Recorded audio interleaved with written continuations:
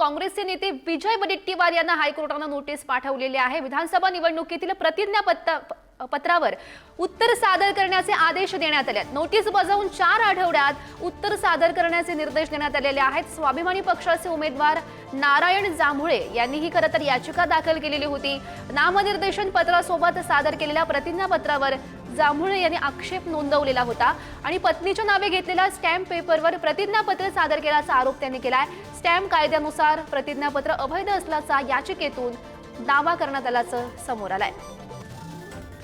काँग्रेसचे नेते विजय वडेट्टीवार यांनाही हायकोर्टाची नोटीस। विधानसभा निवडणुकीतील प्रतिज्ञापत्रावर उत्तर सादर करण्याचे आदेश त्यांना देण्यात आलेले होते। नोटीस बजावून 4 आठवड्यात उत्तर सादर करण्याचे हे निर्देश देण्यात आले आहेत। आणि या संदर्भात अधिकची माहिती जाणून घेऊयात। आमचे प्रतिनिधी जितेंद्र शिंगाडे सध्या आपल्या सोबत आहेत।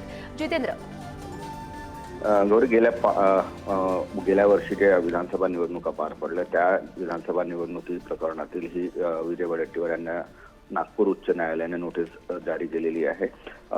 या निवडणुकीमध्ये प्रतिज्ञापत्रावर जे प्रतिज्ञापत्र नामनिर्देशन प्रतिज्ञापत्रावर जे सोबत प्रतिज्ञापत्र सादर करण्यात येतात त्यावर जे प्रतिज्ञापत्र होतं ते स्टॅम्प पेपर जो होता तो विजय वडेट्टीवार यांच्या पत्नी किरण यांच्या नावे होता आणि याच स्टॅम्प कायद्यानुसार असं करता येत नाही असा दावा याचिकाकर्ते नारायण जांभुळे यांनी केलेला आहे। नारायण जांभुळे हे देखील त्या निवडणुकीमध्ये विजय वडेट्टीवार यांच्या विरोधात उभे होते, मात्र त्यांचा पराभव झाला। आता या प्रकरणी मुंबई उच्च न्यायालयाच्या नागपूर खंडपीठाने वडेट्टीवार यांना नोटीस बजावून 4 आठवड्यात उत्तर सादर करण्याचे निर्देश दिलेले आहेत।